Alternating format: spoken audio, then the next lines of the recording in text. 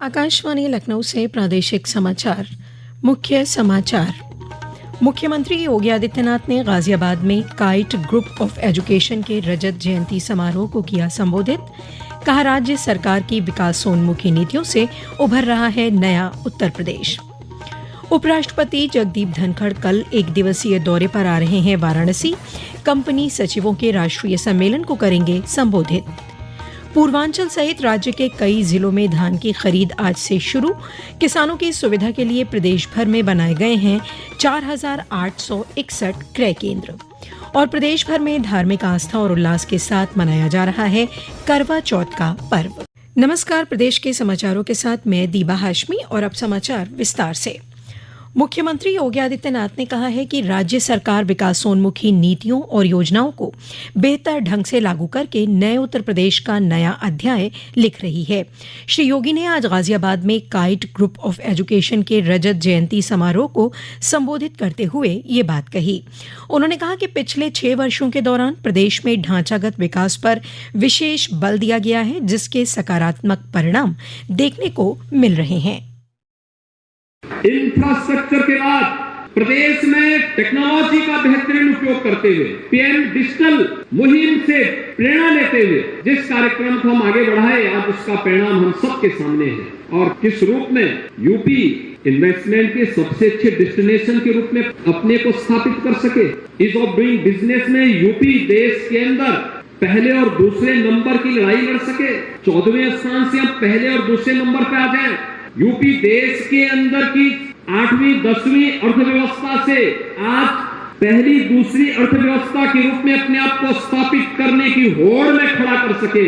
यह एक नया यूपी, नए भारत का नया उत्तर प्रदेश हम सबको देखने को मिल रहा है। मुख्यमंत्री ने कहा कि जब विकास एजेंडे का हिस्सा नहीं होता है तो परिवारवाद तथा जातिवाद हावी हो जाता है और इसका खराब प्रभाव पूरी व्यवस्था पर पड़ता है। मुख्यमंत्री ने कहा कि पूर्ववर्ती सरकारों ने युवाओं को ऐसा माहौल नहीं दिया जिससे वे उच्च शिक्षा के क्षेत्र में बहुत आगे बढ़ सकें, लेकिन मौजूदा सरकार की कोशिशों से युवा वर्ग शिक्षा के क्षेत्र में बहुत आगे बढ़ गया है और आर्टिफिशियल इंटेलिजेंस के साथ प्रदेश की शक्ति बना है। राज्य का माहौल पूरी तरह से बदल गया है और यहाँ सभी तबकों को जरूरी सुविधाएं और योजनाओं से आच्छादित किया जा रहा है। उपराष्ट्रपति जगदीप धनखड़ कल वाराणसी के एक दिवसीय दौरे पर आ रहे हैं। श्री धनखड़ नगर के दीनदयाल हस्तकला संकुल में आयोजित कंपनी सचिवों के 51वें राष्ट्रीय सम्मेलन में मुख्य अतिथि के रूप में शामिल होंगे। बाद में उपराष्ट्रपति का काशी विश्वनाथ मंदिर जाने का कार्यक्रम है। आयकर विभाग की टीमों ने आज सुबह आगरा में 4 तेल कंपनियों के 40 से ज्यादा परिसरों पर छापे मारे। जिन तेल कंपनियों के परिसरों में छापेमारी की गई है उनमें जिले की बीपी ऑयल मिल, शारदा ऑयल मिल, एसके इंडस्ट्रीज और हरिशंकर एंड कंपनी शामिल है।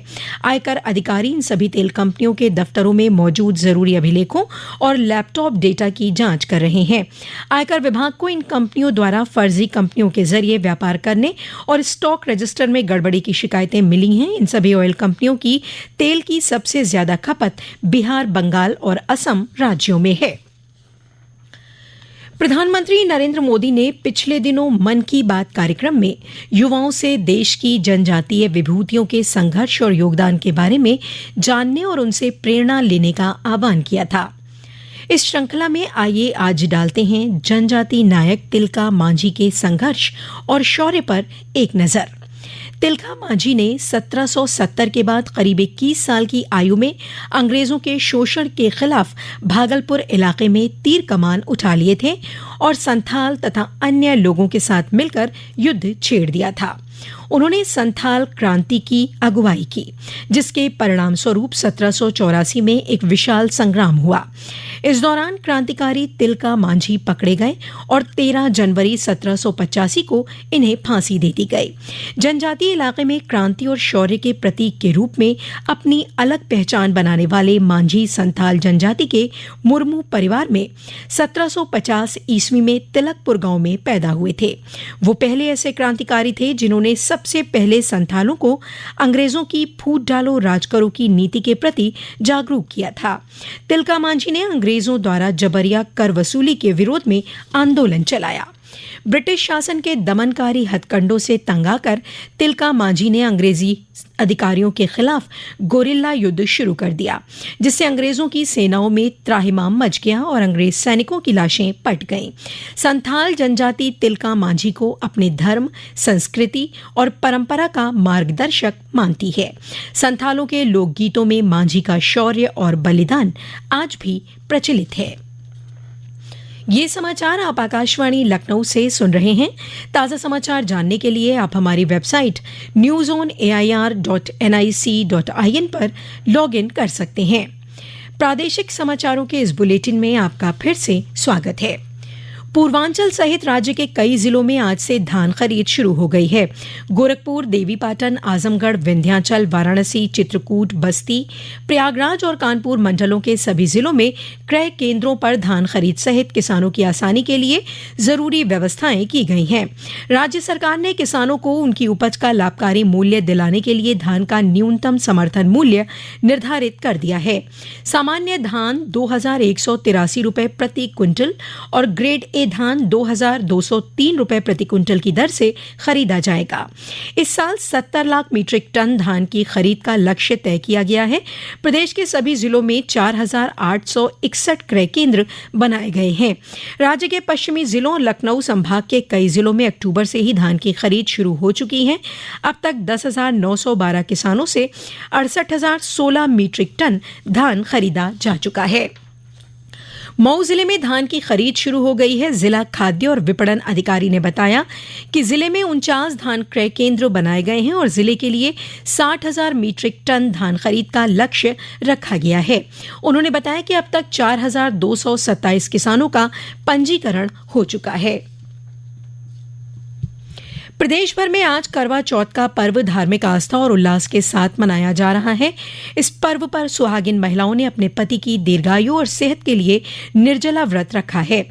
व्रतधारी महिलाएं 16 श्रृंगार करके शाम को मुहूर्त के अनुसार चंद्रमा को अर्घ्य देने और बाद में पति को देखकर अपना व्रत तोड़ेंगी। इस दौरान सुहागिन महिलाएं चौथ माता की पूजा अर्चना करती हैं, जिससे उन्हें अखंड सौभाग्य का आशीर्वाद मिलता है। करवा चौथ हिंदुओं का प्रमुख त्योहार है। खासतौर से उत्तर प्रदेश, राजस्थान, हरियाणा, मध्य प्रदेश और पंजाब में इस पर्व पर विशेष उत्साह दिखाई पड़ता है। राज्य सरकार ने किसानों का पिछले सीजन का बकाया गन्ना मूल्य भुगतान करने के लिए कई चीनी मिलों को 1,371 करोड़ रुपए दिए हैं।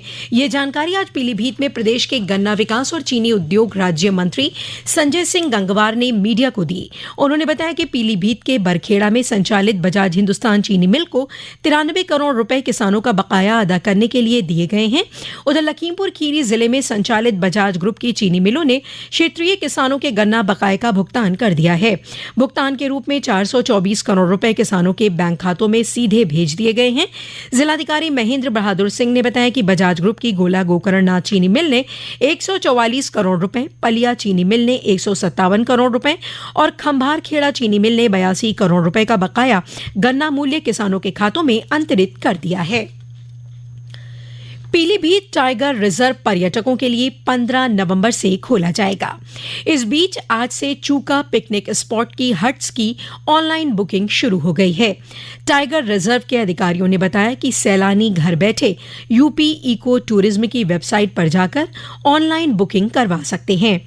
इस बार पर्यटकों को जंगल में घूमने के लिए नए रूट उपलब्ध कराने पर विचार चल रहा है। इसके अलावा सप्त सरोवर पर पर्यटकों के रुकने की व्यवस्था भी कराई जा रही है। और अंत में मुख्य समाचार एक बार फिर। मुख्यमंत्री योगी आदित्यनाथ ने गाजियाबाद में काइट ग्रुप ऑफ एजुकेशन के रजत जयंती समारोह को किया संबोधित। कहा, राज्य सरकार की विकासोन्मुखी नीतियों से उभर रहा है नया उत्तर प्रदेश। उपराष्ट्रपति जगदीप धनखड़ कल एक दिवसीय दौरे पर आ रहे हैं वाराणसी।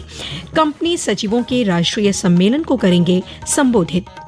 पूर्वांचल सहित राज्य के कई जिलों में धान की खरीद आज से शुरू। किसानों की सुविधा के लिए प्रदेश भर में बनाए गए हैं 4,861 क्रय केंद्र। और प्रदेश भर में धार्मिक आस्था और उल्लास के साथ मनाया जा रहा है करवा चौथ का पर्व।